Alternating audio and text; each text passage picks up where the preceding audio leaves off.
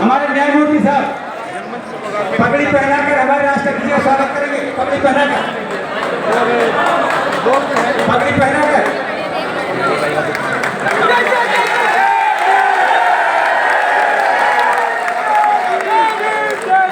साथियों,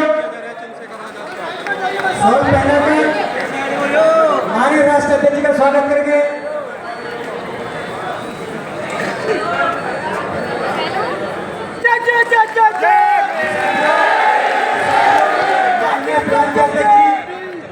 और एमपी साहब सम्राट अशोक पार्टी के अध्यक्ष भी आ गए, दीवार मिल के, ऑफिसर मिल के। साथियों आपके बीच में हमारे प्रिय नेता एडवोकेट भाई चंद्रशेखर आजाद जी के सम्मान के लिए हमारे मंडल प्रभारी, हमारे माननीय जज साहब, माननीय सांसद साहब, सभी लोग माननीय सांसद जी का स्वागत कर रहे हैं। मैं अनुरोध करता हूँ जी के जिला संयोजक और आजाद समाज पार्टी के जिला अध्यक्ष जी माननीय के जिला संयोजक सूर्या जी, ये माननीय सांसद जी का स्वागत करें। ज्यादा वक्त लोगों ने 3-4 मिनट का वक्त देते हैं खामोशी के साथ मतलब सुनने बात को। आज के इस खूबसूरत प्रोग्राम के अध्यक्ष जी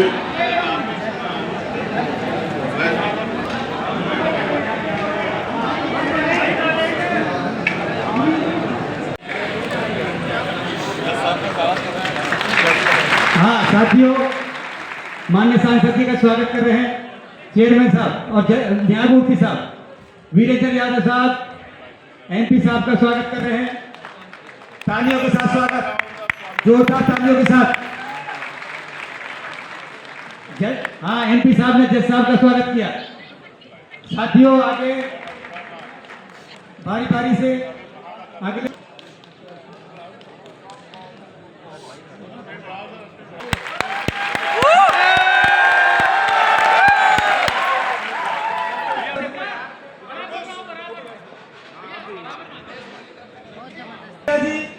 उषा सिंह, अंजलि सिंह, सुनीता सिंह, विमला जी, आपको जिस घड़ी का इंतजार था माननीय चंद्रशेखर आजाद। और साथियों, क्या सारे नियम कायदे कानून इन्हीं पे लागू हो रहे हैं? 10 मिनट वालों पे, 15 दिन वालों पे कोई कानून नहीं लागू होते? कितनी यात्राएं निकल रही है सड़क पे, रोज की रोज नए उत्सव निकल रहे हैं, उनके लिए कोई परमिशन है या नहीं आप लोगों के पास? ये सारी मुसीबतें नहीं के सर पड़ेंगी तो कोई कहने वाला पूछने वाला नहीं। इसलिए सरकार अहंकारी होगी, सरकार का अहंकार हटा देंगे, मेरी बात को आप याद रखना। मगर वो तभी हो पाएगा जब आप लोग मेरे साथ कंधे से कंधा लगा के मेहनत करो। प्यारे साथियों, मैं आप सबको विश्वास दिलाता हूं कि हालात बदलेंगे, हालात बदलेंगे और हालात आपके मुताबिक भी होंगे, हालात आपके पक्ष में भी आएंगे। वो हालात भी होंगे जिन हालात में आप स्वाभिमान सम्मान के साथ चलोगे और आगे बढ़ोगे, तरक्की करोगे। वो आएंगे, लेकिन वो तब आएंगे जब आप अपना काम ईमानदार से करोगे और साथ दोगे। बताओ मदद करोगे नहीं करोगे? बताओ, दोनों हाथ उठा के बताओ, मदद करोगे नहीं करोगे? आज मदद करोगे, यहां से जाके काम करके मदद करोगे। अंत में मैं ये कहना चाहता हूं देवबंद वालों, आज जुल्म हुआ, आज दिल में अंगारे पैदा हुए, आज तो दिल बेबस मजबूर है कि क्या कर दे, लेकिन शाम के समय भूल के फिर से अपने काम में लग जाना, इस भूलने की आदत से आपका भला नहीं हो सकता है।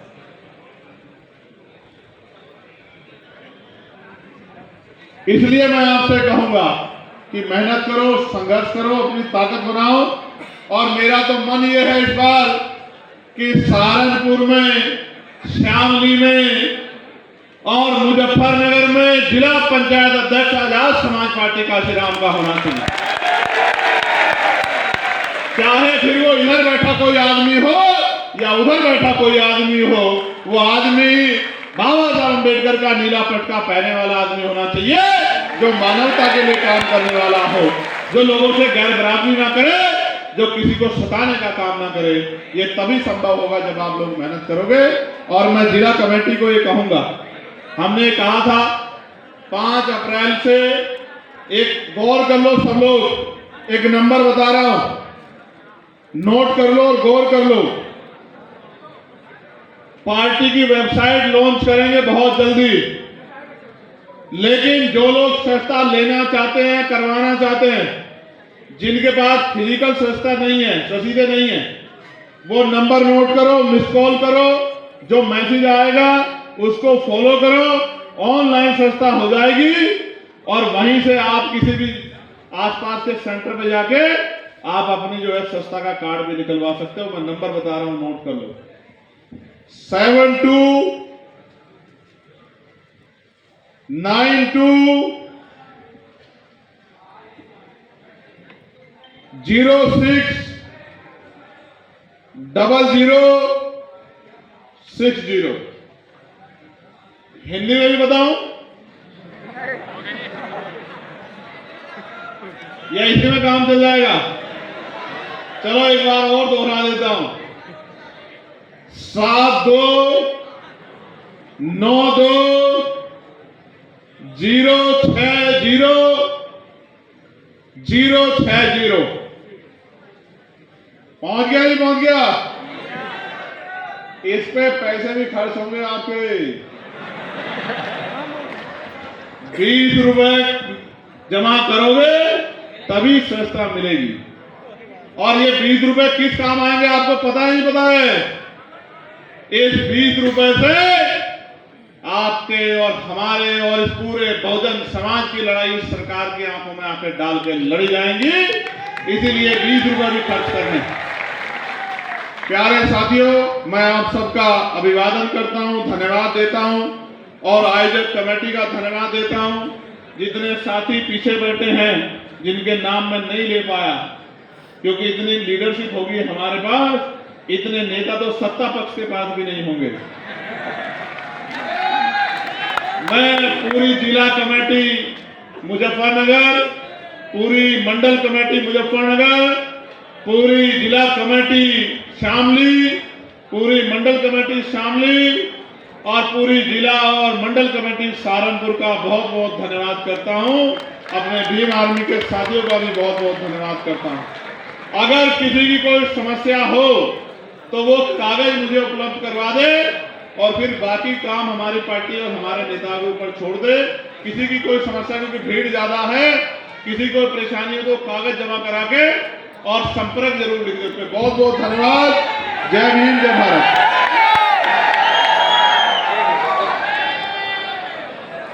मिलेगी, इसका मतलब ये पूरी सरकार बाबा साहब की बात तो करती है, लेकिन बाबा साहब के विचारों के सबसे बड़ी विद्रोह यही सरकार है।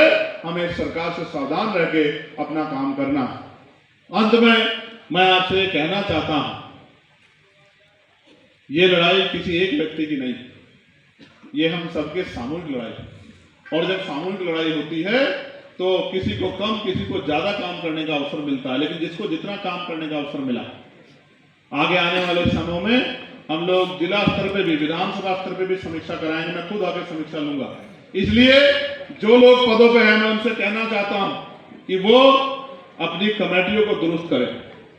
वही आदमी आगे बढ़ेगा, वही दल आगे बढ़ेगा, वो चाहे हमारा हो या दूसरा कोई दल हो, जिसका बूथ मजबूत होगा, जिसके बूथ पे मजबूत जो है संगठन का निर्माण होगा, जिसका सेक्टर मजबूत होगा, जिसकी विधानसभा मजबूत होगी, जिसका जिला मजबूत होगा, जिसकी भाईचारा कमेटियां मजबूत होंगी, जिसके जिले के अनुसांगिक संगठन जो है, अनुसांगिक संगठन जिनके वो मजबूत होंगे। भाईचारा कमेटी बन गई है, जिनकी भाईचारा कमेटी में ड्यूटी लगी है, उनको जा के काम करना चाहिए। और विधानसभा के लोगों को अपनी अपनी विधानसभा में बूथ पे जाके काम करना चाहिए, बूथ पे जाके मीटिंग करनी चाहिए, सेक्टर की मीटिंग करनी चाहिए, विधानसभा की मीटिंग करनी चाहिए। जब तक आप ये काम नहीं करोगे तब तक दल मजबूत नहीं होगा, और जब तक दल मजबूत नहीं होगा तब तक आपके हाथ ऐसे ही फैले रहेंगे, तब तक आप देने वाले हाथ आपके ऐसे नहीं बन सकते हैं। इसलिए मैं आपसे कहना चाहता हूं कि नारा तो बहुत लगाते हो, और गानों पे उत्साह भी बहुत करते हो, लेकिन राजनीतिक शक्ति सिर्फ नारा लगाने में उत्साह करने से तो नहीं।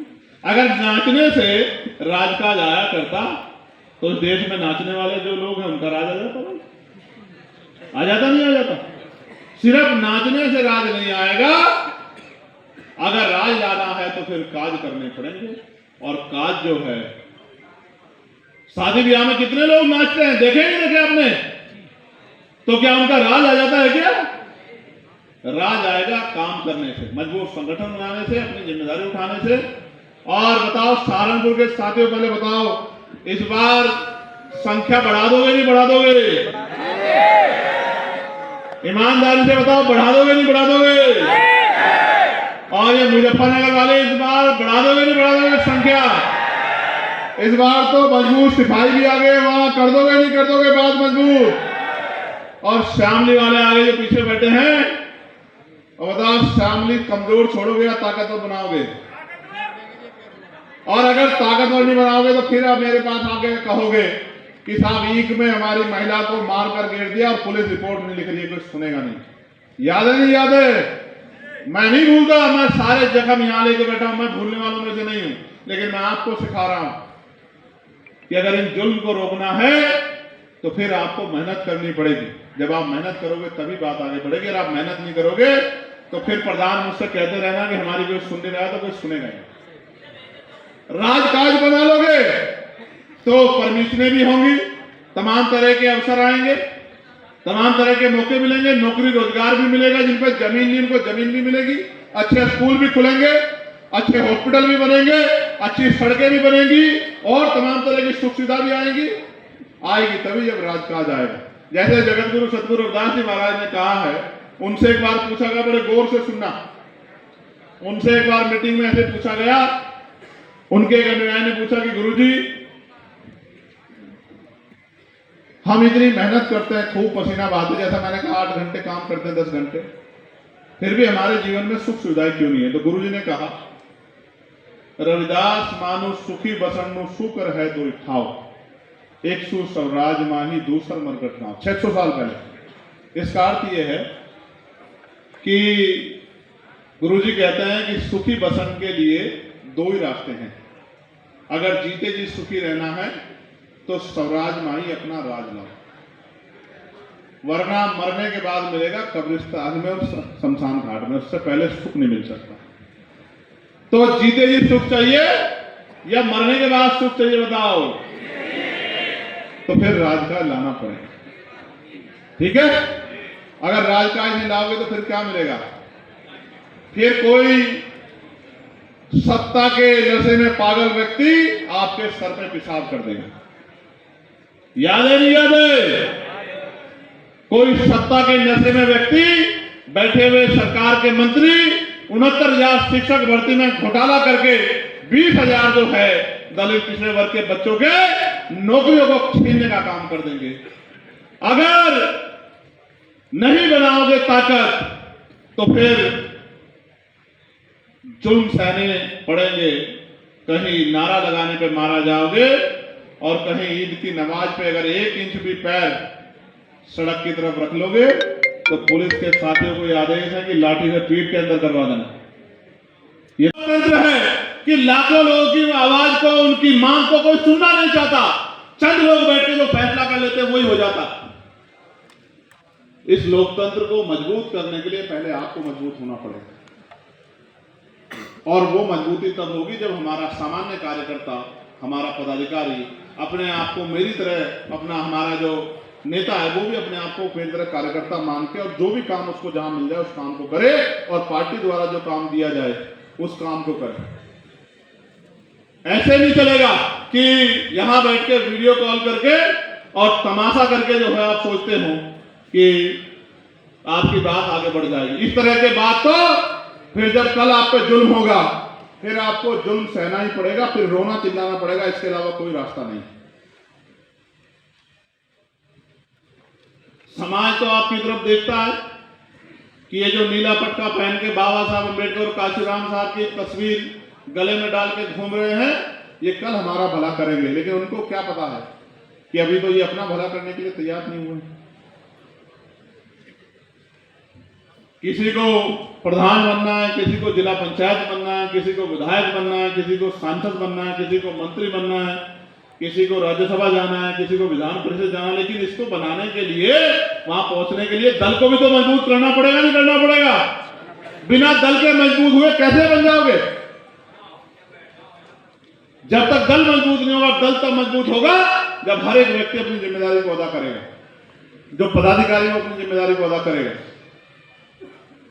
जब तक आप ये काम नहीं करोगे तब तक बात आगे नहीं बढ़ेगी। मैं शामली के लोगों से इस बार, पिछली बार निराश था कि उन्होंने मेरी झोली में कुछ नहीं डाला। जब जिला पंचायत का चुनाव आया तो उन्होंने झोली बिल्कुल खाली रखी। हालांकि मुजफ्फरनगर के लोगों ने तो पिछली बार जिला पंचायत में भी अपनी जिम्मेदारी को पूरा कर दिया। मैं सहारनपुर के साथियों से निराश कभी हो नहीं सकता, क्योंकि सहारनपुर के साथियों ने तो हमेशा मेरा हाथ पकड़ के रखा है। लेकिन इस बार मैं सहारनपुर के साथियों से भी बहुत सारी उम्मीद लेके आया कि सहारनपुर के साथी इस बार मेहनत करके, समाज को तैयार करके, इस बार सबसे ज्यादा शक्ति सहारनपुर में बनाने का काम करेंगे। क्योंकि ग्रामीण क्षेत्रों में जो वोट है, वो जो ऊपर खड़े हैं उनको भी कह रहा हूं, जो वोट है ग्रामीण क्षेत्रों में वो बहुजन समाज का है। और जो बहुजन समाज है, आज अगर उनकी लड़ाई कोई ईमानदार से लड़ रहा है, वो आजाद समाज पार्टी लड़ रही है। इस बात को, संदेश को लेकर जब तक आप लोगों तक नहीं जाओगे तब तक आपकी बात आगे नहीं बढ़ेगी। उनको वोट लेके धोखा देने वाले तो बहुत है। जैसे अभी नीतीश जी ने धोखा दिया, नायडू जी ने धोखा दिया और चिराग पासवान जी ने धोखा दिया। उनकी वोट लेके धोखा देने वाले तो बहुत हैं, लेकिन उनकी वोट मिले ना मिले, उनकी लड़ाई लड़ने वाला अगर कोई दल है उत्तर प्रदेश में या देश में तो वो आजाद समाज पार्टी काशीराम है। ये किससे छिपा हुआ नहीं। प्यारे साथियों, मैं आपसे कहना चाहता हूं, अगर आप स्वाभिमान को समझते हैं और आप ये चाहते हैं कि इस प्रदेश के हालात बदले, तो आपको अपने आप को तैयार करना पड़ेगा। क्योंकि जब तक आप तैयार नहीं होंगे, आप मेहनती नहीं बनेंगे, आप संघर्ष के लिए तैयार नहीं होंगे, आप घर से नहीं निकलेंगे, आप मनमुटाव छोड़ के संगठित होकर शक्ति बन के काम नहीं करोगे, आप एक दिशा में काम नहीं करोगे, तब तक बात आगे नहीं बढ़ेगी। जब तक हम पद का ख्याल रखें, जब तक हम अपने नाम का, कुर्सी का ख्याल रखें, जब तक हम इधर उधर की बातों में अपना समय वेस्ट करेंगे, एक दूसरे को नीचा दिखाने के लिए या कंट्रोवर्सी को करने के लिए फोटो बैनर की लड़ाई लड़ते रहेंगे, तब तक कोई बदलाव नहीं हो सकता। जब तक आपके अंदर समर्पण पैदा नहीं होगा तब तक बात नहीं बनेगी। जब हम समर्पित होकर काम करेंगे, गांव में जाएंगे, भाईचारा बनाएंगे, लोगों को जोड़ेंगे, उनकी समस्याओं के लिए लड़ेंगे, संघर्ष करेंगे, तो वो समाज फिर हमारे साथ भी खड़ा होगा। मैं पीछे बैठे अपने तमाम नेताओं को, मैं, जैसे हमारे यहाँ साइकिल यात्रा भी निकाली गई, साइकिल यात्रा निकाल के राजन भाई, उनकी टीम ने बहुत अच्छा काम किया, मैं उनको बधाई देता हूं। ऐसी यात्राएं आपको अपने अपने जिलों में भी निकालनी चाहिए।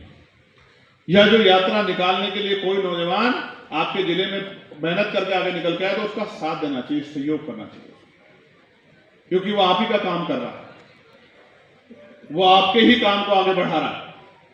कोई 4 घंटे समय दे रहा है, कोई 6 घंटे दे रहा है, कोई 10 घंटे दे रहा है, कोई 20 घंटे दे रहा है, तो जो जितना समय दे रहा है मैं उनका धन्यवाद करता हूं। लेकिन जिनके पास समय है और जो इन हालात से वाकिफ हैं, उनको ज्यादा काम करना चाहिए, वरना वो दिन भी दूर नहीं कि सांस लेने के लिए भी इस देश में, इस प्रदेश में परमिशन की जरूरत पड़ेगी। अब मेरी बात को याद रखिए। मैं एक अच्छा उदाहरण आपको आज का देता हूं। अभी मेरे घर पे जैसे मैं निकल रहा था तो हमारे हरोड़ा के साथी आए, कागज लेके साहब परमिशन नहीं हो रही बाबा साहब अम्बेडकर की जयंती। आपको याद है जगत गुरु सतगुरु रविदास जी महाराज की जयंती की छुट्टी नहीं दी ना? नहीं दी ना? आपको याद है, नहीं याद है? जब मैंने पार्लियामेंट से आवाज उठा के लड़ के पार्लियामेंट के बाहर धरने में बैठ के जब मैंने सरकार को मजबूर किया, तब 11 तारीख को 6:30 बजे अवकाश घोषित करना पड़ा। ये उन लोगों के लिए मेरा जो है, उन लोगों के लिए ये संदेश है जो लोग कहते थे कि अकेला चंद्रशेखर क्या करके दिखाएगा। उन लोगों को मेरा संदेश है कि अकेले चंद्रशेखर ने पूरे उत्तर प्रदेश में, उत्तराखंड में और अन्य कई प्रदेशों में जगत गुरु सतगुरु रविदास जी महाराज की जयंती पर अवकाश घोषित करवाने के लिए सरकार को मजबूर किया। वरना बताओ सरकार अगर आपकी इतनी तेजी होती तो 10 दिन पहले अवकाश घोषित करती नहीं करती? बताओ आप, बताओ किसी को नई परमिशन दी क्या शोभा यात्रा की? पूरे जिले में किसी को दियो? हमारे साथी धरने पर भी बैठे थे। अगर किसी का बच्चा समझदार होता है तो जो उससे नाराज रहते हैं वो उसको इधर उधर की बातों में लगाने का काम करते हैं, गलत रास्तों को, जिससे कि वो अपनी पढ़ाई से ध्यान हटा ले। ये एक सोचा समझा खेल है, हमें समझदार बनना पड़ेगा। जब तक हम पे शक्ति नहीं आएगी हम अपने लोगों को क्या भला करें? देखो मैं अपनी बात करता हूं, अन्याय अत्याचार समय बदलेगा, ताकत आपके हाथ में होगी, मैं आपको गारंटी दे के कहता हूं। गारंटी क्या दे रहा हूं वो सुन लो। किसी गरीब की तरफ आंख उठाने से पहले भी, चाहे वो गुंडा हो, बदमाश हो, माफिया हो, 1000 बार सोचा करेगा कि चंद्रशेखर आ जाए। समझे नहीं समझे? समय बदलेगा। किसी को इतनी छूट नहीं होगी कि वो किसी की बेटी को, बेटे को, किसी गरीब परिवार को, किसान को, ये सरकार किसानों के हितैषी होने की बात करती है। एक किसान भाई ने यहाँ आत्महत्या की, जल के आपने देखा नहीं देखा? इसी सरकार की। तो इसलिए मैं आपको कहना चाहता हूं कि अन्याय अत्याचार तब तक नहीं रुक सकता जब तक हम लोग, जब तक वो कुर्सी पे बैठे तब तक अन्याय अत्याचार कैसे रुक जाएगा? पुलिस उनकी, एडमिनिस्ट्रेशन उनका, पटवारी, सेक्रेटरी, एसडीएम, डीएम सब उनके, कमिश्नर, सीओ सब उनके, एसएसपी उनके। तो आप पे अत्याचार कैसे रुकेगा? आप पे तब रुकेगा जिस दिन इन अधिकारी को भी पता लग गया कि हमें ट्रांसफर, पोस्टिंग, सस्पेंड और मुकदमा दर्ज करा के जेल में भेजने की हिम्मत अब चंद्रशेखर आजाद समाज पार्टी के पास है, तभी अन्याय अत्याचार अपने आप रुकता है। उसके लिए आपको और मुझे मेहनत करनी पड़ेगी। मैं, असलम भाई, हमारे सब साथी जब दिन रात मेहनत करेंगे, गांव-गांव में निकलेंगे और लोगों को समझाने का काम करेंगे, लोगों को बताने का काम करेंगे, लोगों को भाईचारा बनाने का काम करेंगे, तब बहुजन समाज में एकजुटता आएगी। कुछ गलतियों को जब हम माफ करना सीखेंगे, छोटी छोटी बातों को, विवाद को हम लोग घर में निपटाना सीखेंगे, तब जाके कुछ चीजें अच्छी बनेगी। मैं आपको, जितने साथी यहां पहुंचे, अब मैं आपसे, अब तक तो मैंने वो बात की जो मुझसे कहा गया था कि इस पे बात करनी, अब मैं आपसे वो बात करना चाहता हूं जो मुझे करनी। लक्की और तमाम हमारे पुराने साथी, मैं उनको देख रहा हूं, मैं आपसे कहना चाहता हूं कि आप इस हाल में खुश हैं जो आज का वर्तमान का हाल है? गोविंद रजनी जो उधर बैठे हैं, क्या खुश हो? जोर से बताओ, खुश हो? आपको क्या लगता है ये हालात कैसे बदलेंगे? बताओ।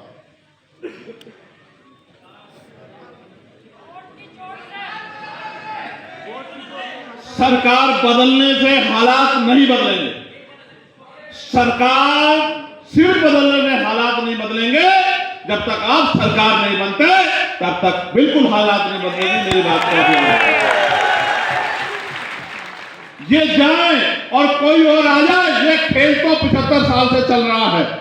इस खेल में आपका क्या बना हुआ, आप अपने घर में जाके अपनी दीवारों से पूछना, तब आपको पता लगेगा। आप बाजार निकलते होंगे मेरे प्यारे साथियों, जिनकी शादी और घर में बच्चे हैं, जब आप घर से निकलते होंगे आपका बच्चा कहता होगा कि आज पिताजी मेरे लिए सामान लेके आना, आप उसको खुश करने के लिए कहते होंगे कि हाँ मैं लेके आऊंगा। लेकिन जब आप बाजार में जाकर उसकी कीमत आसमान छूती देखते होंगे तो आप पे सिर्फ अपने जज्बात को समझाने के अलावा कोई रास्ता नहीं होता होगा। और जब आप वापसी जाते होंगे तो कोई छोटा मोटा सामान अपने बच्चे को बहलाने के लिए कब तक बहलाते जाते रहोगे, ये फैसला आपको करना है। ये लोकतंत्र है, जिसका वोट होगा उसका राज होगा। और वोट जिसके पास है, अगर उसने मेहनत से काम किया तो पहले भी इतिहास गवाह है कि बड़े बड़े लोगों को, बड़ी बड़ी सरकारों को धूल चटाई गई है। मैं मुजफ्फरनगर के लोगों का धन्यवाद दूंगा। इस बार उपचुनाव में उन्होंने हमारी भरपूर मदद की, जी जान लगाया। मैं एक एक साथी का, यहां हमारे कर्नल साहब बैठे हुए हैं, मैं एक एक साथी का धन्यवाद देता हूं जिन्होंने वहां मेहनत की। लेकिन रिजल्ट क्या कहता है आपने समझा? रिजल्ट ये कहता है कि अभी हमारे काम में कुछ कमी है, हमें पहले से ज्यादा काम करना। अगर हम चाहते हैं कि मुजफ्फरनगर में हमारी बात को सुना जाए। मुजफ्फरनगर में जुर्म जाति ना, मुजफ्फरनगर के लोगों को आगे बढ़ने के अवसर मिले तो मुजफ्फरनगर के लोगों को कमर कसनी पड़ेगी, उनको मेहनत करनी पड़ेगी, उनको घर से निकलना पड़ेगा। देखो मैं ये सोचता हूं कभी कभी कि नारे तो बाबा साहब के बहुत लगाते हैं, मानव काशीराम साहब के बहुत लगाते हैं, फूले साहब के लगाते हैं, साहू जी महाराज के लगाते हैं, लेकिन गौर से इस बात पे, मेरी इस बात पे गौर करो। 8 घंटे की मेहनत मजदूरी करके 400, 450, 500 रुपए मिलते हैं। इतनी है जेल की सजा तो नहीं बदली। कई जगह पे 150, 180 रुपए, 200 रुपए भी मिलते हैं। मैं पूरे देश में घूमता हूं, मुझे पता। राजस्थान में, मध्य प्रदेश में कई जगह ऐसे हैं जहां अभी भी महिलाएं काम करने जाती हैं तो इतने पैसे मिलते हैं। कोल्हू पे, भट्टों पे इतने पैसे मिलते हैं। 8 घंटे मेहनत करना पेट पालने के लिए ये हमारे लोग कर लेते हैं। कर लेते नहीं कर लेते हैं। बड़ा तबका इस समाज में, जो बहुजन समाज है, दलित, पिछड़े, आदिवासी समाज में जो बड़ा तबका है वो बड़े पैमाने पे मजदूरी करता है। ठीक है, 8 घंटे में हथौड़ा चला सकते हो, भट्टी के पास काम कर सकते हो, लकड़ी काट सकते हो, पसीना बहा सकते हो, और दुश्मन ने ऐसा गुमराह किया है, कहते हैं राजनीति बहुत बुरा काम है, ये मत करो, और वो अपने आप राजनीति के शीर्ष पर बैठ के सारी चीजों का आनंद लेगा। आप ये बताओ, पढ़े लिखे बच्चे तो आज भी है, रोजगार क्यों नहीं मिल रहा? क्योंकि रोजगार देने का काम सरकार का है, और सरकार इतनी निकम्मी है उत्तर प्रदेश में कि वो रोजगार देना नहीं चाहती। जब तक सरकार भर्ती नहीं निकालेगी और भर्ती निकाल के उसमें आरक्षण के फॉर्मूले को सही तरह लागू नहीं करेगी, और उसके बाद भी जब भर्ती आएगी उसमें ईमानदारी से पेपर नहीं होगा, पेपर लीक नहीं होगा, ईमानदारी से पेपर होगा, और तब तक रिजल्ट जब तक सही नहीं आएगा तब तक कैसे लोगों को रोजगार मिलेगा? ये रोजगार देने की ताकत किसके पास है? सरकार के। आप क्या हो? आप क्या हो? आप बनाने वाले हो, लेकिन आप सरकार नहीं हो। अच्छे हॉस्पिटल कहां बनेंगे? यहाँ गुर्जर समाज का भी एक छात्रावास है। ये छात्रावास हमारी शक्ति भी। इन छात्रावासों की हालत इतनी खराब है कि वहां पीने के लिए पानी नहीं है, वहां शौचालय की व्यवस्था अच्छी नहीं है, वहां किताबें नहीं है, वहां लाइट की सुविधा नहीं है, और इस पर सरकार का कोई ध्यान नहीं, क्योंकि सरकार तो चाहती नहीं आप पढ़ो। तो जब पढ़ाई लिखाई जब खत्म हो जाएगी, जब निजीकरण होकर सब कुछ प्राइवेट हो जाएगा, तो आरक्षण के झुंझुने का क्या करोगे? जब आरक्षण नहीं रहेगा तो आपको नौकरी में आज भी गैर बराबरी है या नहीं है? जानते हो नहीं जानते गैर बराबरी है? मैं उदाहरण बताता हूं। आज भी यहां कमजोर वर्गों के जब बेटियों की शादी होती है तो बारातें रोकी जाती है। जब उनके बेटे घोड़ियों पर चढ़ के जाते हैं तो बारात रोकी जाती है। आपने देखा नहीं देखा? अब ये जो लोग बारात रोकते हैं, अगर मैं इनको अपने लोगों को कह दूं कि इनका बारात रोकने वालों का इंतजाम कर दो, तो पता क्या होगा इन लोगों को? पता आपको? लेकिन मैं इनको मना करता हूं कि भाई ठीक नहीं है, ये रास्ता ठीक नहीं है, वरना ऐसा नहीं कि हमारे लोग जवाब नहीं दे सकते। हम संवैधानिक लोग, संविधान में आस्था विश्वास रखते हैं, हम किसी का नुकसान नहीं पहुंचाना चाहते हैं, मानवता के विरोधी नहीं है। हम तो दुश्मन को भी गले लगाने वाले लोग हैं जो हमसे दुश्मनी रखते हैं। लेकिन सच ये है कि अभी भी गैर बराबरी बड़े पैमाने पर, और जब गैर बराबरी जब तक रहेगी तो आप ये सोचो, आज पाल का बच्चा, प्रजापति का बच्चा, कश्यप का बच्चा, सैन का बच्चा, विश्वकर्मा का बच्चा, चमार का बच्चा, वाल्मीकि, पासी, धोबी, कोरी, खटीक, इनके बच्चे अगर आगे बढ़ के गए हैं, सैनी का, यादव का, गुर्जर का, जाट का, ये जो आरक्षण मिलता था इसी की वजह से तो गए आगे। अब आगे कहां से चले जाएंगे?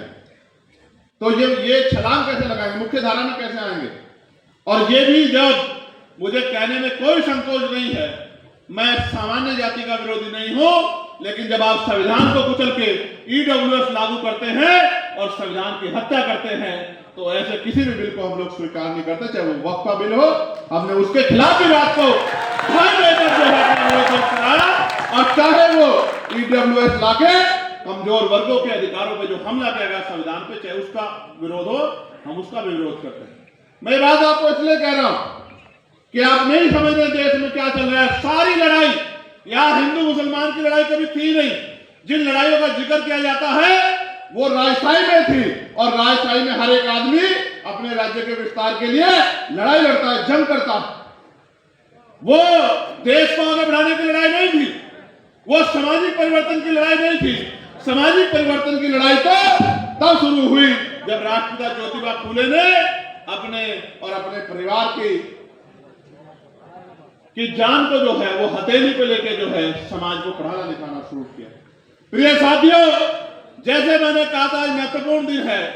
आज चक्रवर्ती सम्राट अशोक जी की जयंती है। उनको चक्रवर्ती क्यों कहा जाता है?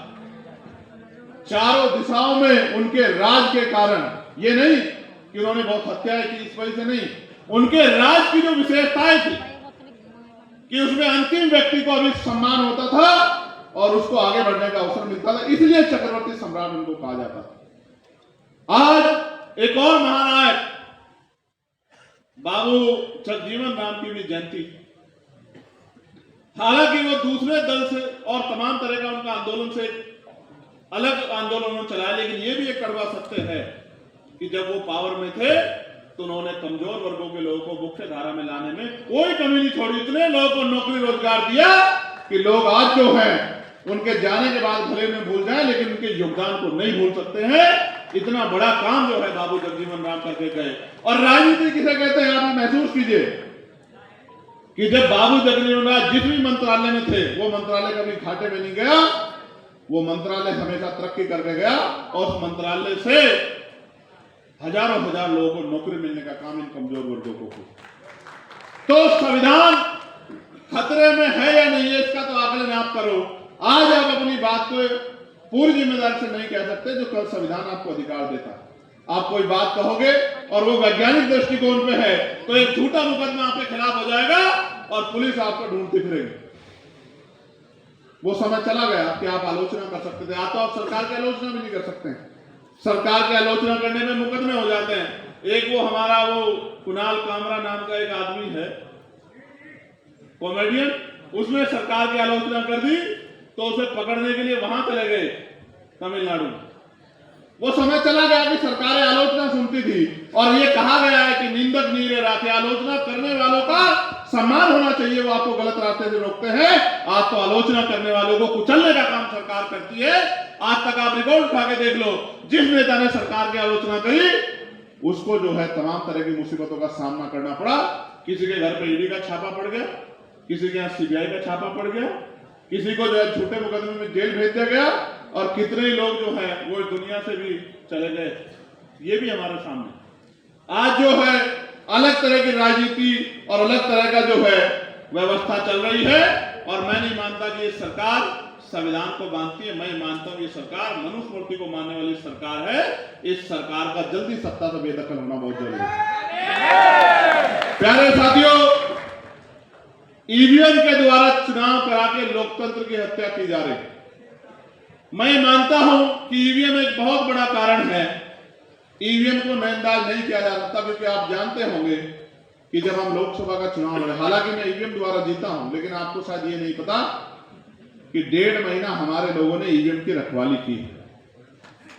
कैमरे लगा लगा के हमने ईवीएम की रखवाली की है। हमारे 50 आदमी उस वेयर हाउस के आसपास रहते थे। 1 मिनट भी ऐसा नहीं होता था कि हमारे कैमरे से चीजें ओझल हो जाए। हमने रखवाली क्यों की? क्योंकि हम जानते हैं अगर सरकार को मौका मिल जाता तो उनके लोग ईवीएम को टेम्परिंग करके उस वोट के परिणाम को बदल देते। ये सब हमारे सामने हो रहा है, ये सब हमारे सामने हो रहा है।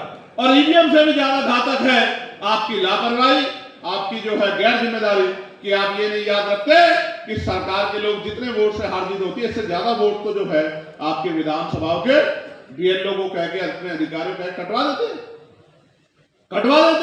आज पूरे देश में चर्चा है कि हजारों वोट कट जाते हैं और हजारों नए वोट बन जाते हैं। जिन आवासीय कॉलोनी में बहुजन समाज के लोग नहीं पहुंच सकते, उन आवासीय कॉलोनी का 100% वोट भारतीय जनता पार्टी को जाता है, उनके लाइन्स को जाता है, क्योंकि वहां फर्जी वोटों का जो है बहुत बड़ा जाल जो है ये सरकार के अधिकारी सरकार के द्वारा अधिकारी कर्मचारियों पर दबाव बनवा के कराया जाता है। हमें जागरूक होना पड़ेगा, एक एक वोट की रखवाली करनी पड़ेगी, एक एक व्यक्ति की वोट का ध्यान रखना पड़ेगा। आप में कितने लोग यहाँ ऐसे होंगे जो कुर्ता पहन के राजनीति करते होंगे, लेकिन जब आप वोट डालने जाते होंगे तो पता लगता होगा वो बांट के राजनीति कर रहे हैं। उनको मुंह तोड़ जवाब देने का समय आ गया है। उसी के लिए आज मैं अपनी गृह जनपद, अपनी जन्मभूमि सहारनपुर में पहुंचा हूं, क्योंकि हमने जो भी शुरुआत की है हमेशा सहारनपुर से की है। प्यारे साथियों, ये 4 विषय जो बहुत महत्वपूर्ण है, जिसके आधार पर आने वाली राजनीति भी, और ये 4 विषय हमारे लिए सबसे महत्वपूर्ण है, इसको इसलिए जगह दी गई है, जिसमें पहला विषय ये है कि केंद्र सरकार द्वारा ओबीसी की जाति आधारित गिनती ना कराना एक षड्यंत्र है, और मंडल कमीशन की सिफारिशें सरकार वादा करके आई थी, लागू क्यों नहीं कर। प्यारे साथियों, 2014 का भारतीय जनता पार्टी का मैनिफेस्टो पढ़ना, उसमें प्रधानमंत्री ने चिल्ला चिल्ला के कहा कि मैं पिछड़ी जाति से आता हूं, मैं पिछड़े वर्ग से आता हूं, और हम मंडल कमीशन की सिफारिशें लागू करेंगे। लेकिन जब से सरकार बनी है, शायद तब से मंडल को मानने वाले लोगों पे बुलडोजर चलाने के अलावा या उनको तमाम तरह से परेशान करने के अलावा ऐसा कोई काम सरकार ने नहीं किया है जो ये कमजोर वर्ग के लोग अपने पैरों पे खड़े हो जाएं। आप ये महसूस करो कि अगर जातिगत जनगणना होगी तो आपको क्या जानकारी मिलेगी या आपके लिए क्या अवसर बनेंगे। जब आप इस बात पे गौर करोगे तो आपको समझ आएगा, और जब हमारे नेता ग्रामीण क्षेत्रों में जाके अपनी बात रखेंगे तो वो अंतिम व्यक्ति को भी ये समझाने का प्रयास करें कि इस देश में लोकतांत्रिक व्यवस्था क्या है और उस व्यवस्था के सही रूप से काम न करने के कारण क्या क्या हो रहा है। पहली बात, जब जातिगत जनगणना होगी तो ये पता रहेगा किसकी कितनी संख्या है। जब ये पता लग जाएगा कि किसकी कितनी संख्या है और किस समाज पे क्या क्या साधन है, किसको नौकरी कितनी मिली है, किसको रोजगार कितना मिला है, किसको जमीन कितनी मिली है, किसको लोन कितना मिला है, किसकी आर्थिक स्थिति क्या है, किसकी जो है किसका कर्ज माफ हुआ है, किसके ऊपर कर्ज है, किनको कितने बच्चे की कितना समाज कितना पढ़ा लिखा है। जब ये जानकारी आएगी तो आपको आकलन चिंतन करने का मौका मिलेगा कि आप इस देश में, आप अपने प्रदेश में, आप अपने जिले में किस स्थिति में हैं।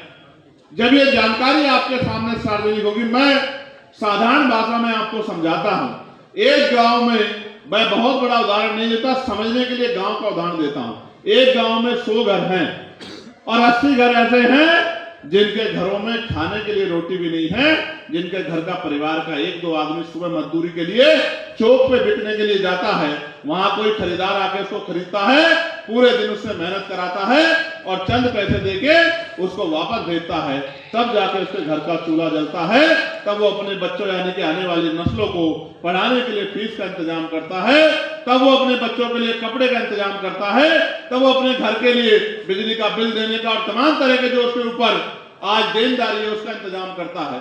तो 20% घर तो खुशहाल हैं और 80% घरों का बुरा हाल है।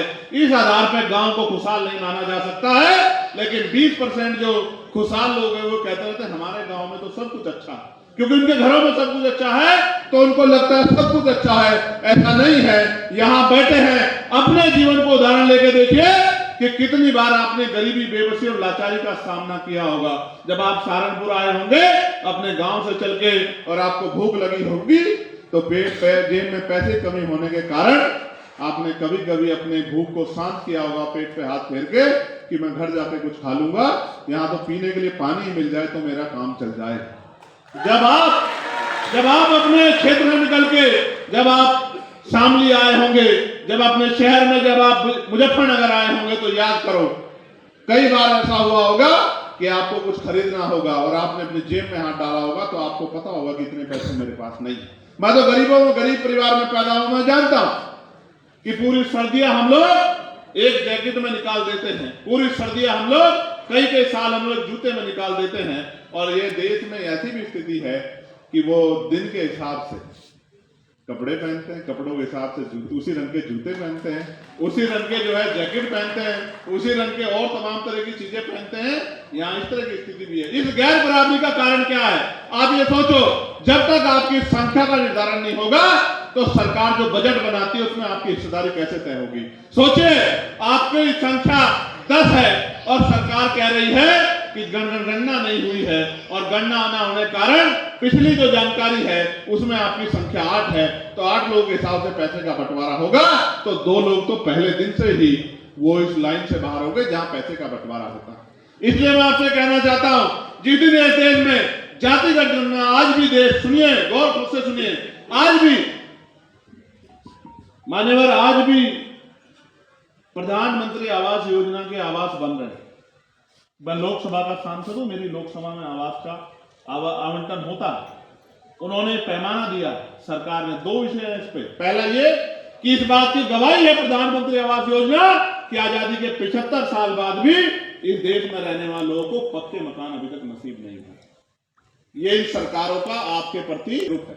और दूसरा, अब उन्होंने, मैंने अभी पार्लियामेंट में आवाज उठाई थी, उन्होंने उसमें ऑर्डर क्या लगाया है, मानक क्या बनाया है, अगर दीवार पक्की है तो आप उस दायरे में नहीं आते। अब दीवार कैसे पक्की, बरसात आती है, हम तो ग्रामीण क्षेत्र के लोग जानते हैं, बरसात में कच्चा मकान न गिर जाए तो कोशिश करते हैं उसकी दीवारें पक्की रहे, उसमें पानी ना बहे। अब वो दीवारें अगर आपकी पक्की हो गई तो आपको उस मकान का लाभ नहीं मिलेगा। आपने, अगर आपका बच्चा कहीं जॉब करता है, छोटा मोटा काम करता है, या कहीं आने जाने के लिए आपने टूटी हुई पुरानी मोटरसाइकिल ले ली है, तो भी आप उसके दायरे से बाहर हो जाते हो। इतने तरह के रोक लगाए हैं कि सही मायने में जो बहुत बुरे हाल में उसको भी उसका लाभ नहीं मिलता। मैंने तो कई जगह कहा कि इन दीवारों को गिरा दो जब तक आपका मकान संक्षण न हो जाए, क्योंकि सरकार आपकी गरीबी से वाकिफ नहीं है। इसलिए मैं कह रहा हूं आपको कि जब तक जातिगत जनगणना नहीं होगी तब तक नहीं पता लगेगा कि किसका हिस्सा है और कौन खा रहा है, किसका हिस्सा है और कौन उस पर काबिल है। और जब तक आपको पता नहीं लगेगा कि आपका हिस्सा कोई और खा रहा है, तब तक आप अपने घर से हिलके संघर्ष करने के लिए तैयार नहीं होंगे। संघर्ष आप तब करोगे जब आपको एहसास हो जाएगा कि पैसा मेरी जेब का है और जेब में उसकी है, मुझे उस पैसे को अपने घर तक पहुंचाना है, जिससे मेरे परिवार के लोग भी सम्मान का जीवन प्राप्त कर सके, उनको भी दोनों टाइम अच्छा भोजन मिल सके, मेरा बच्चा भी पढ़ सके, मेरा बच्चा भी नौकरी रोजगार कर सके, मेरे परिवार में भी सुख सुविधा आए। अभी मैंने हवाई जहाज पे सवाल खड़ा किया था कि प्रधानमंत्री जी ने एक योजना चलाई, उन्होंने कहा कि हवाई चप्पल वाला हवाई जहाज में सफर करे। आप बताओ, आपके गांव से कितने हवाई चप्पल वालों ने हवाई जहाज में सफर किया गया? आप छोड़िए हवाई चप्पल वाला, जूतों वाला भी हवाई जहाज का सफर नहीं कर सकता। आज ये 2 हालात बन गए। तो सरकार की कथनी करनी फर्क है। इसलिए नारा तो दिया था मंडल कमीशन की सिफारिश लागू करने का, लेकिन सरकार चाहते हुए भी जातिगत जनगणना नहीं करा रही है। और पता है, जब जातिगत जनगणना पर सवाल खड़ा होता है तो ये आपके धर्म की बात को लेकर आ जाते हैं, ये धर्म के आधार पर चर्चा करवाने लग जाते हैं, देश में हिंदू मुसलमान की बात करने लग जाते हैं। क्यों? क्योंकि जब हिंदू मुसलमान की बात होगी तो बुनियादी विषय से आपका ध्यान हट जाएगा, आपका ध्यान हिंदू मुसलमान पर चला जाएगा। ये सोची समझी साजिश है। जिस दिन ये साजिश खत्म हो गई, आप ये समझ लेना, उचित जनता के हितों की बात होगी। इसलिए मैं आपसे अपील करता हूं कि जब आप मीटिंगों में जाएं तो जातिगत जनगणना होनी चाहिए, इसकी चर्चा भी आम लोगों के साथ करें। और जब आप गांव तक पहुंचे तो उनको बताएं कि इस देश के बजट में, क्योंकि हर आदमी टैक्स देता है, आपका भी बराबर का हिस्सा है, तो आपको भी आपके अधिकार मिलने चाहिए। जब तक आप जगाओगे नहीं, जैसा मैंने कहा था कि जो जागेगा उसी को मिलेगा, जब तक आप लोगों को जगाओगे नहीं तब तक ये झगड़े और नफरत की और ये हिंसा की भावना जो भरी जा रही है बदलेगी नहीं। तो मैं आगे बढ़ता हूं। आरक्षण एवं संविधान विश्लेषण, और आरक्षण का क्या हाल है। हमारे मोनू साहब यहां खड़े गुर्जर समाज से। आरक्षण एक हथियार था हमारे लिए। कैसा हथियार? एक छलांग लगाने का, मुख्य धारा में आने का। जज साहब और पढ़े लिखे लोग, ब्रजपाल जी इस बात को समझते हैं और जानते हैं, मैं भी इस बात को समझता और जानता हूं। अगर मेरे पिता प्राइमरी स्कूल के टीचर नहीं होते और उनको तनख्वाह नहीं मिलती तो शायद मेरे पढ़ाई के साथ कई तरह के समझौते होते, मेरी देखरेख के साथ कई तरह के समझौते होते। पढ़ो, बाबा साहब ने कहा, पढ़ लिख के अपनी हिस्सेदारी के साथ आगे बढ़ो। आरक्षण का हथियार मिला, हमारे लोग नौकरी लगे, उनकी जेब में पैसा आया। जब उनकी जेब में पैसा आया तो उन्होंने सोचा कि मैं तो या मेरे पूर्वज जिस भी हालात में रहे, मैं अपने बच्चे को हालात में नहीं रखूंगा। उन्होंने अपने बच्चों को पढ़ाना शुरू किया, उसके खाने पीने का ध्यान रखा। आपको पता है देश में कुपोषण के क्या हाल थे? उस कुपोषण से भी लड़ना पड़ता था। परिवार में 5-4 लोग हैं तो सबको भोजन की व्यवस्था नहीं होती। तमाम तरह की परेशानियां थी। इस आरक्षण ने एक ये हथियार हमें ऐसा मिला जिसके सारे लाखों करोड़ों लोग नौकरी लगे और उन्होंने नौकरी पे जाके जो है समाज को जागरूक करने का काम किया और मुख्य धारा में आने का काम किया। आज अगर हमारे लोग डॉक्टर, इंजीनियर, IAS, IPS, वकील, जज बने हैं, आज अगर हमारे लोग कुर्सियों में बैठे हैं, तो ये संविधान में जो आरक्षण रूपी हथियार हमें मिला, ये उसी की देन है। आने वाली पीढ़ियां कोई आरक्षण का लाभ लेके कुर्सी पे ना बैठ जाए, इसलिए जो सीधे तौर पे आरक्षण नहीं खत्म कर पाए, मैंने अभी पार्लियामेंट में 2 दिन पहले कहा था 2 अप्रैल को कि मैं 2 अप्रैल के शहीदों को याद करता हूं। 13 नौजवानों ने शहादत दी थी और यहां भी ऐसे सैकड़ों लोग होंगे जिन्होंने तमाम तरह की मुसीबतें झेली थी। आप याद करो वो 2 अप्रैल, उसके मुकदमे वापिस हो, उसके लिए भी मैंने मुख्यमंत्री और प्रधानमंत्री को लिखा। लेकिन मैं आपको याद क्यों दिला रहा हूं 2 अप्रैल? मैं इसलिए याद दिला रहा हूं कि जब SC/ST एक्ट पे हमला हुआ तो हमने 2 अप्रैल का आंदोलन किया और उस आंदोलन से डर के सरकार ये समझ गई सीधे इनके अधिकार खत्म करोगे तो ये आमना सामना करेंगे, सड़कों पे आ जाएंगे, अपने प्राणों की बाजी लगा देंगे, अपने अधिकारों को जाने नहीं देंगे। तो सरकार निजीकरण के जरिए पिछले दफा इस आरक्षण को खत्म करने लगी, लेटर एंट्री करने लगी, संविदा ठेकेदारी के जरिए। और आज आपको जान के अचरज होगा कि करोड़ों की संख्या में नौकरियों में कमी आ गई।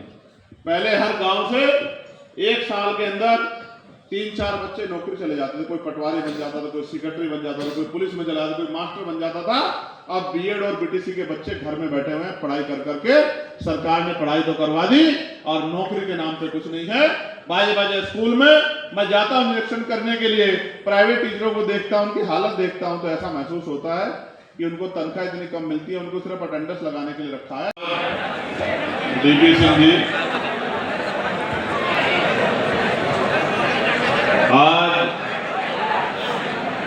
क्योंकि बहुत महत्वपूर्ण दिन है 5 अप्रैल, इस 5 अप्रैल पर उत्तर प्रदेश में जिला सहारनपुर से पूरे मंडल सहारनपुर के सभी कार्यकर्ता, हमारी माओ बहनों, पत्रकार साथियों, आप सबका बहुत बहुत धन्यवाद करता हूं। मैं अपनी बात को शुरू करते हुए सभी धर्मों में जन्मे सभी संतों, गुरुओं और महान पुरुषों को भी नमन करता हूं। हालांकि संख्या बढ़ने से यहां थोड़ी सी स्थिति अच्छी नहीं बन रही, क्योंकि सारी कुर्सियां भरने से जगह की कमी हो गई। लेकिन इससे एक संदेश भी मैं आज आप लोगों को दूंगा और आपको समझ भी आएगा। और मेरा विश्वास है कि जो उस संदेश पे अमल करेगा, अगली बार उसको इस कठिनाइयों का सामना नहीं करना पड़ेगा। प्यारे साथियों, आज का जो ये कार्यक्रम है, ये प्रबुद्ध जन सम्मेलन।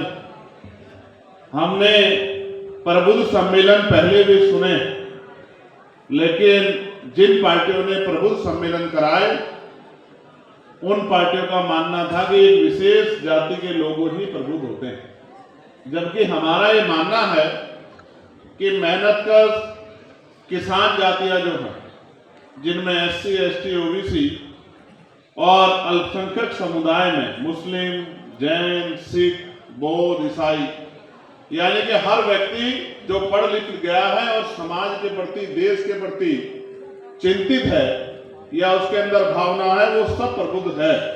उसी को ध्यान में रख के ये प्रबुद्ध सम्मेलन हमारे साथियों ने आयोजित किया। मैं धन्यवाद दूंगा पूर्व न्यायाधीश हाईकोर्ट उत्तर प्रदेश माननीय वीरेंद्र सिंह यादव जी का। वो हमारे सबके लिए प्रेरणा स्रोत हैं। हमारे भीम आर्मी के राष्ट्रीय अध्यक्ष जी विनयतम सिंह जी, जो आज राजस्थान के कार्यक्रम में अपनी जिम्मेदारी अदा कर रहे हैं। भाई कमल सिंह जी, जो बिहार में अपने कार्यक्रम की जिम्मेदारी अदा कर रहे हैं।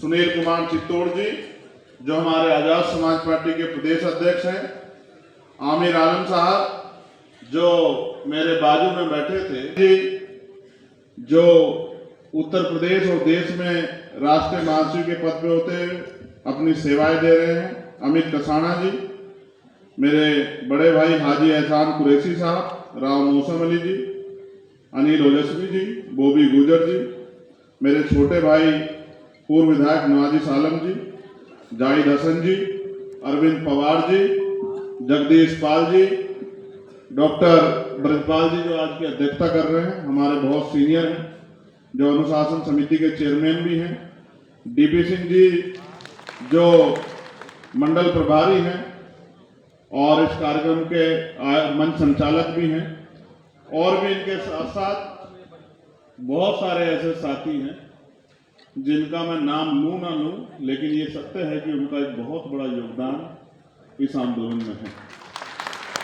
और मैं ये भी कह सकता हूं कि अगर वो लोग नहीं होते तो आज भीम आर्मी देश के सबसे बड़े संगठनों में से ना हो। मैं जिला सहारनपुर के अपने सभी साथियों का, भाई प्रवीण जी, राजन भाई, मेरदास जी, करणवीर जी, भाई सूर्य जी, रजनीश जी, गुरुजी तेगवाल साहब, हमारे मिशन 78 के सभी सीनियर जो है नेतागण, हमारे मिशनरी गायक यादव साहब, सुदर्शन जी, मेरे सामने इधर और पीछे और ऊपर की श्रेणी में जिनको मैंने हटने को कहा पीछे, क्योंकि ये इसमें से पता लगा तुम्हारे जोर से, क्योंकि तो आजकल जोर अगर है तो क्या तो भारतीय जनता पार्टी के लोग जोर लगा रहे हैं या उनको उनके गलत रास्तों विरादों को रोकने के लिए आजाद समाज पार्टी के लोग जोर लगा रहे हैं। तो वो जोर का प्रदर्शन यहाँ ना हो जाए, कोई ईंट सर के नीचे ना किसी को लग जाए, इसलिए मैंने आपको कहा कि आप पीछे को हो जाओ। तो मैं हर एक उस साथी का बहुत बहुत धन्यवाद करता हूं जिसने इस आंदोलन को पहले दिन से सींचने का काम किया। बड़े सम्मानित लोग सामने इधर हैं, मैं पत्रकार साथियों का भी बहुत बहुत धन्यवाद करूंगा। देखिए कोई नया नहीं है, मैं महिला मित्र मंडली का भी धन्यवाद करूंगा, कोई पुराना नहीं। इस आंदोलन में जो अपनी आहुति दे रहा है, अपना संघर्ष कर रहा है, समय दे रहा है, वो सब लोग हमारे लिए भाईचारा कमेटियों में लगाई है, जिस तरह से वो काम कर रहे हैं वो भी सम्मानीय है। तो मेरे लिए तो हर एक व्यक्ति मेरा परिवार है, मेरे लिए उतना ही सम्मान्य है जितने मंच पे बैठे लोग। प्यारे साथियों, इस सम्मेलन के आयोजन के हमने 4 जो है विषय रखे, मैं उन चारों विषयों पर बात रखूंगा, लेकिन मैं सबसे पहले उस विषय पर बात रखूंगा जो मैंने आपसे कहा था कि मैं एक सलाह आपको दूंगा, उस सलाह को मानोगे तो आपका फायदा होगा। वो सलाह ये है कि जो कार्यक्रम में समय से आएगा उसको कुर्सी के लिए इंतजार नहीं करना पड़ेगा, परेशान नहीं होना पड़ेगा।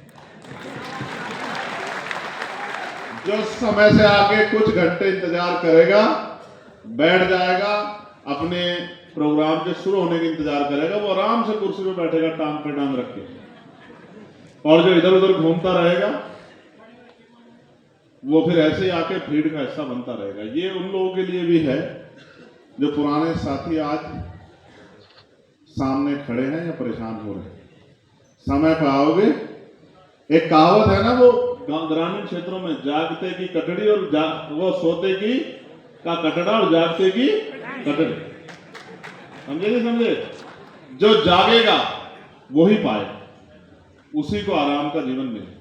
और जागने से मेरा मतलब ये नहीं कि सो के उठना जल्दी है, जागने का मतलब है कि आज जो देश में हालात बने, आज जो प्रदेश में हालात बने, आज जो जिस तरह से चारों तरफ हिंसा का माहौल जानबूझ के बनाया जा रहा है, इस माहौल के प्रति भी हमें जागना पड़ेगा और हमें अपने दोस्त और दुश्मन का भी निर्धारण करना पड़ेगा।